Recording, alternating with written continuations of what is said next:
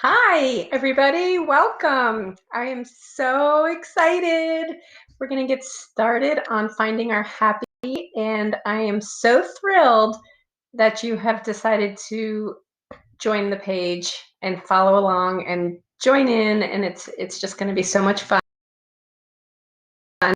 Tonight, we are going to talk about 4 steps to creating an intention for happy. And that is going to be very important, and I will explain why. But right now, I think there's no better time than the present to really, each one of us individually, start looking at ourselves and our happiness and just everything in life, and how can we elevate that. There are so many ways, and right now, with everything that's going on in the world, we're just being bombarded with fear and anger and just so many things that are just unprecedented. We don't even know how to process it. So I'm hoping that this will at least start us along the journey to become happier, and especially in veterinary medicine, but really for all of our lives, every aspect of our lives, but definitely in veterinary medicine. It's just such an amazing profession in so many ways, and it is so hard in so many ways.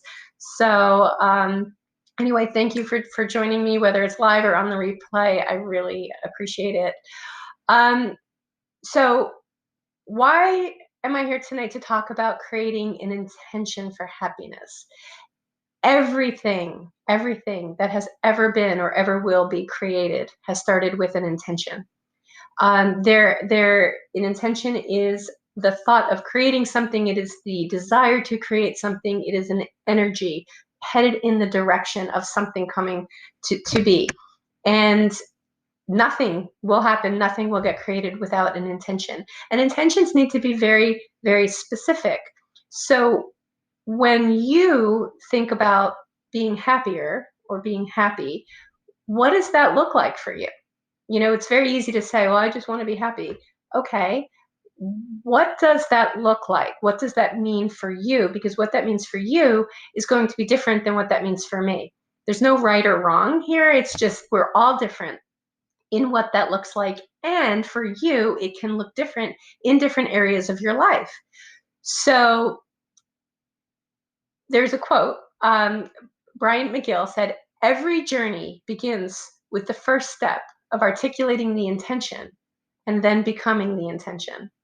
So the process tonight is going to be about the articulation, the defining of what your intention is. Okay, creating an intention does not have to be complicated. It's, if you want to pare it down, it's literally just a choice, right? Like Walt Disney created an intention to create Disney World. He just, I mean, a lot went into it, but he literally just decided, I'm going to create this thing, and so forth went everything that went into it. An intention doesn't mean there's no work. Still, we have to take action to make an intention come to fruition, but it starts with that intention, which really comes down to a choice. Now, for some people, it's quick. They think, okay, I want to be happier. I'm going to create an intention to be happier. And they just go, all right, I know what that looks like. All right. And for other people, they're like, I just don't know. I can't even picture it. I've never been happy, or I don't know. So it can take a little bit more time, and that's perfectly okay. There's no right or wrong when it comes to these things, okay? So we're going to go through 4 steps to help create the intention of happiness, and let's get started. So step 1. So as a first step, what I would encourage you to do is to start a Find Your Happy journal.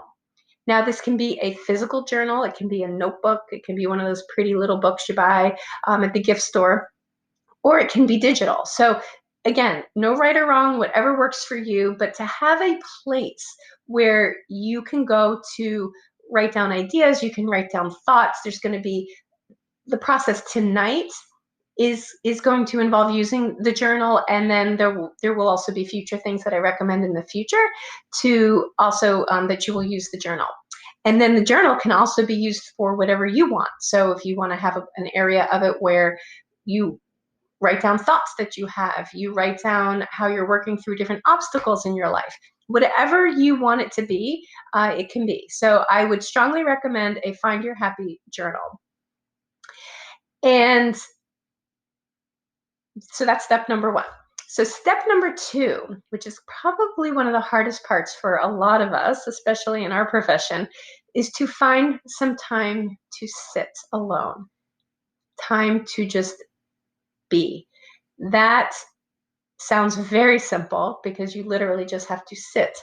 But I do know that life happens and we have our jobs, we have our children, we have our homes, there's dinner, there's so much. So one of the most important things to remember is that if you really want to raise your levels of happiness, you have to be a priority. You just have to.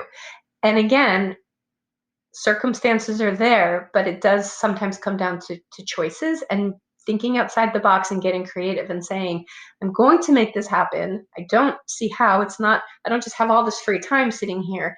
And so sometimes you have to really be proactive about figuring it out. Some suggestions, and if you have any suggestions to share regarding this, please in the comments share them with everybody. But some ideas that I can share with you is time in the car. On your way to or from work, pull off in a parking lot somewhere. Go, you pass a big shopping center or a quiet area. If you live more out in the country, just pull off and park the car. I find some of my time in the car to be the most valuable because I turn off the car and I sit and I'm in my little bubble. Turn the phone off, and for that period of time, whatever it is, you're alone and nobody's going to bother you. Nobody's going to knock on the office door, or Mrs. Smith is on the phone, or the kids are like, Mommy, you daddy. So the car can be a really well utilized place. And even if you have to like leave the house and say, I'm going to run to the store, and then just go pull off somewhere for 10 minutes. When we get back to regular life, one of the areas that I do utilize time in the car is when my daughter is in her activities. So instead of dropping her off and then driving 20 minutes home, rushing around the house, doing stuff, and then driving 20 minutes back, I actually just park right in front of her cheer gym or her dance school. And I don't leave for that hour, and I just sit and I have an hour and I use it to answer emails. Sometimes I meditate. But it's also the time for reflection. So finding time alone, late at night when others have gone to bed, early in the morning before others wake up, uh, even in the bathroom. I mean, hey, whatever works, but find some time to be and sit. And when you are alone, I want you to sit and I want you to ask yourself, what if? What if I were happy or happier? What does it look like for me to be happy? Don't worry about how, and don't worry about whether or not you believe that it can be true. Even I've literally met people, and maybe you, that feel they've never been happy, and that's okay. But imagine, make it like a game, pretend. What would it look like? What would the people in your life be like? How would the world show up when you're in your everyday life and you're looking out into your life and your work, your neighborhood, your children, your relationships, yourself, how you view yourself? What does that look like? How does the world show up for you? Get into detail. When you're setting an intention, yeah, it does not matter how. Again, Walt Disney did not know how he was going to build Disney World. And whoever said, we're going to put a man on the moon, had no idea how that was going to happen. But an intention was set, and the how then unfolds later. So be very specific. What does this look like? What are your relationships like? What does it feel like physically in your body? Do you feel more peaceful? Is there a tension that you always feel in your neck that's just like gone? Are there knots in your stomach that just swirl that you're like, ugh, I hate that feeling. Um, that is peaceful. And you're like, like you just feel peaceful. Are you relaxed? Are you joyful? What does it for you? What does it feel like? What does it look like? Do you carry yourself differently? I know for me, and there's been even studies done on this called, structural language. When people aren't feeling good and they're contracted and they're in and they're just like, oh, I'm exaggerating here a little bit, but do you expand? Do you hold yourself up? Like if you're happy walking around, you know, you can see that person walking down the street and like, wow, he's a happy guy. Like, well, how do you know that? So part of that is how you carry yourself. So for you, what might that look like? Go to the mirror, just relax and look at yourself and then say, okay, here's me. And if I took my happiness and turned up the dial, doesn't mean you're not happy now, but if you just turned up the dial, what does that look like? Is there a lift? Is there an opening? Is there a chin up maybe? So think about that for yourself and really, really, really get specific. Don't hold back. And again, don't worry about if you know how you're going to be. Like, well, I have all this stuff and this is going on, and we have COVID, and my coworker, and my spouse, and these kids, and like all of that are circumstances. So don't worry about any of that, and just take it on like a game and pretend that you can say anything you want. Get into detail because you have the power to create anything. And what you say specifically is really going to matter. Okay. So I'm just gonna,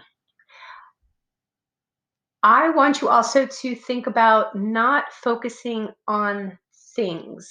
When you are setting your intention for happiness and you're looking like, what is it going to look like in your life? Focus on yourself.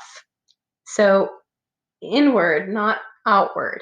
So not, well, once my husband stops doing whatever, or, when I switch jobs, then, or, well, once I get that new house, then I'll be happy. So this is not about looking for external factors.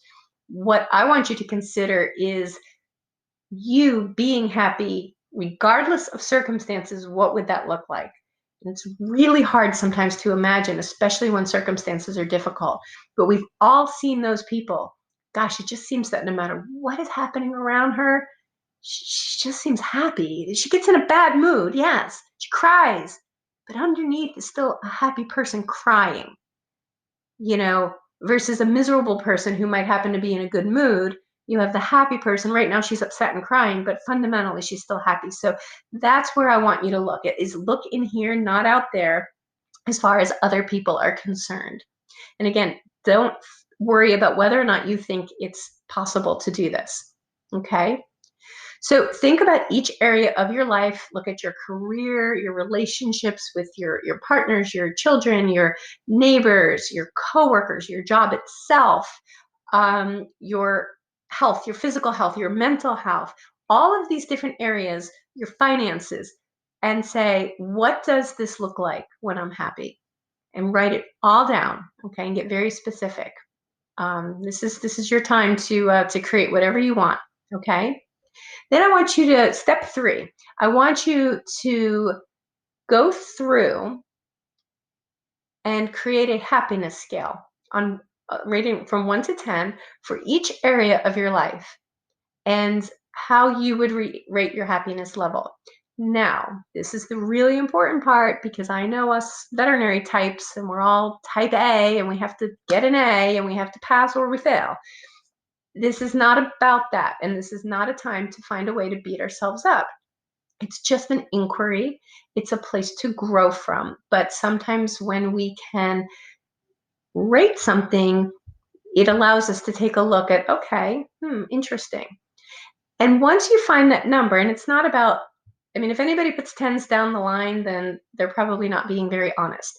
Maybe it's a 0, maybe it's a 2. It's totally okay, totally fine. Just be honest with yourself and rate each area of your life. And then I want you to ask for each area, I want you to ask yourself a question. Whatever number it is, I want you to ask yourself, why is it not a lower number?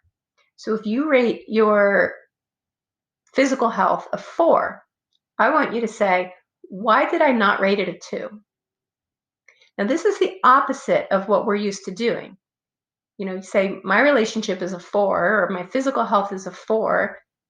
Well, why isn't it a 7? Well, because I don't do this and I don't work out, and or my husband's a jerk, or right? Like, we have all of our reasons why it's a 4 and not a 7.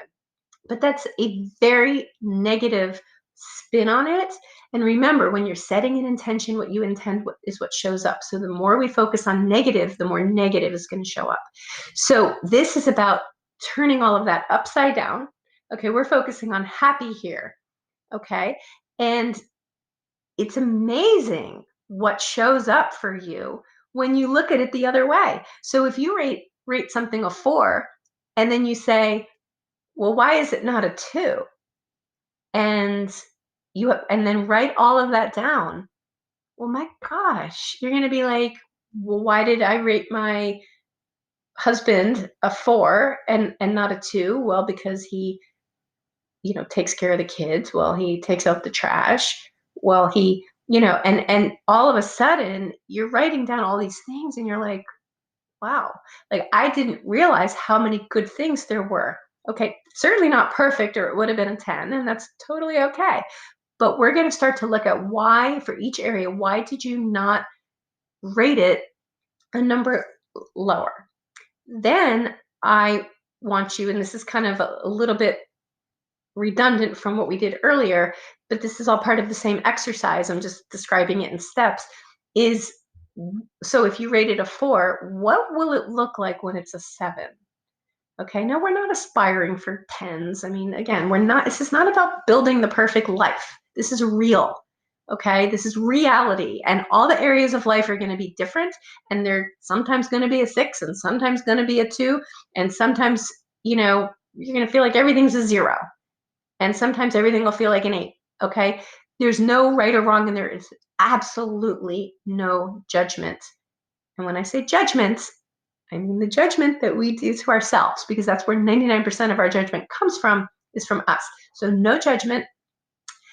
We want to say, we are wonderful, everything's great, even if it doesn't feel great, but we're going to try to make it a step higher. So if it's a 4, why was it not a 2? And what will it look like when it's a 6? What will it feel like when it's an 8? Now, if thinking about this particular area of your life as an 8 is not even realistic to you, then don't think of it as an 8. Say, okay, it's a 4. What might it look like if I made it a 6?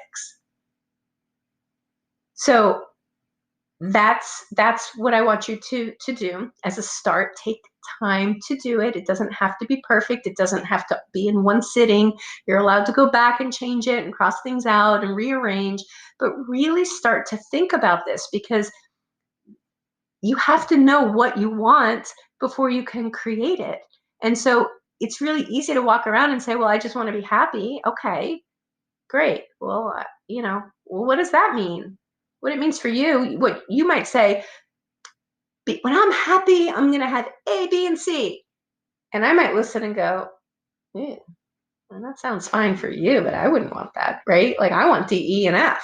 So, and that's all great. So I know I keep repeating myself, but it's so important to really get specific and take the time and sit down and allow yourself to dream, allow yourself to not have qualifications of needing to know if it's possible, and how it's going to happen, and all of the stuff that we do to ourselves. Let all of that go. Take it on like it's a game, and just give yourself, you're 7 years old again, and you have the wildest, craziest imagination. Okay, because you're worth it. So okay, so one of the things, again, like we talked about earlier, is not making this about other people. So what we don't want to say is, I will be, my relationship will go from a 4 to a 6 when my husband stops doing such and such. Okay, or when my coworkers start doing their jobs better, then my happiness at work will go from a 4 to 6. Okay, you can say something like, my when I'm happier, my relationships will feel loving and fulfilling. Okay, fine. That's you. That's you setting a feeling that you're going to have from your relationships. It's not about them. That's about you. So again, try not to focus too much on other people and that they have to change a behavior in order for you to be happy, because this is not about them. And if we sit around and wait for other people to behave the way we want them to behave in order for us to be happy, then you may as well just stop now, because one thing I can promise you is that that is never going to happen. Okay. Which is a good thing, because that takes your power back. Okay. So when I say as soon as him and him and him and her change, I'll be happy, then I got to sit there and I'm still waiting, right? And I'm powerless. As soon as they do something, then I can be happy. There's nothing I can do. All right. So we're going to get rid of that. I'm going to say it's all on me, and it takes all my power back to create what I want for my life. Okay. So a couple of things that's amazing about this is when you start to look at what it would look like for you for things to be happier, I want you to start to, in your imagination, intertwine the areas of your life. Okay. Because what if your relationship went from a 5 to a 7? Well, now you're walking in the door at work every day with a little bit of a happier home life. How might that shift who that person is, you, that walks in the door every day? Perhaps a little bit more relaxed, perhaps a little bit more smiling. That amazingly might shift how the people at your office respond to you, might shift your interpersonal relationships with them. Okay, so now all of a sudden, without even trying, your work went from a 6 to an 8 or a 6 to a 7. And then all of a sudden, now you're not having so much stress at work. You come home and you're having a better relationship with your child because you're more patient and less stressed. It's all intertwined. And once you get this ball rolling, it's like an upward spiral. And each area of life that you start to have little breakthroughs in and increase in your happiness start to affect the other areas. So it's really quite amazing, as long as you say so. Okay, and you're going to hear me say that 5 million times. You need to say so. Okay, so that was step 3, is writing all of that stuff down, exploring, examining, creating, thinking, imagining, dreaming. And then step 4 is going to be every single day to look at your journal, to read it, to take some time, close your eyes and imagine it, feel it. Okay, and if you have days where you're like, no way, there's no way this is happening today, fine, that's okay. Okay, this is not, again, a perfect process. You're allowed to be pissed off at the world. You're allowed to be anxious and miserable, and that's okay, because those are just feelings. Those are human emotions. We all have them. I have them constantly. But even when they're there, even when I'm in my darkest, lowest places, and trust me, I've had some dark, low places, there's this little bit undercurrent inside of me that says, when are you going to be done with this? When are you going to bring yourself back to happiness? Like, I always deep down know that at the end of the day, it's my choice, and it's me who's going to bring myself back into a happy state again. And allowing yourself to be wherever it is you are, because wherever you are is perfect. Okay. So this is the beginning of setting a find your happy intention. It's an important step if this is what you want to create. And I would love to hear any feedback. I'd love to hear comments. Put comments in the comment area.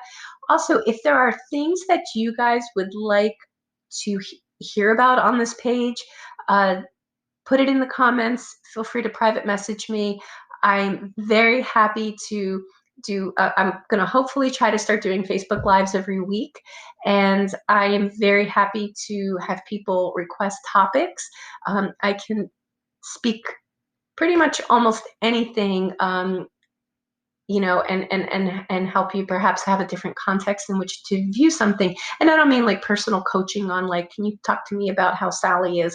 Like, I don't mean like that. I'm talking about general concepts in life and in working through being happier in your life. Okay, so I am going to leave you with a quote, and I thank everybody, whether it's live or on the replay.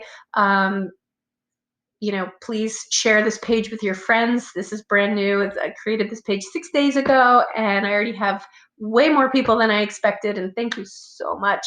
I'm so excited. I've actually had a dream of creating something like this for several years, and I'm just excited to grow it and see where this goes, because I just have so much in my heart that I want to offer to you. So I'm going to leave you with a quote, and the quote is by Anton St. Martin, and he said, "Dare to dream. If you did not have the capability to make your wildest wishes come true, your mind would not have the capacity to conjure such ideas in the first place. There is no limitation on what you can potentially achieve, except for the limitation you choose to impose on your own imagination. What you believe to be possible will always come to pass, to the extent that you deem it possible." It really is as simple as that. Have a happy day. Bye.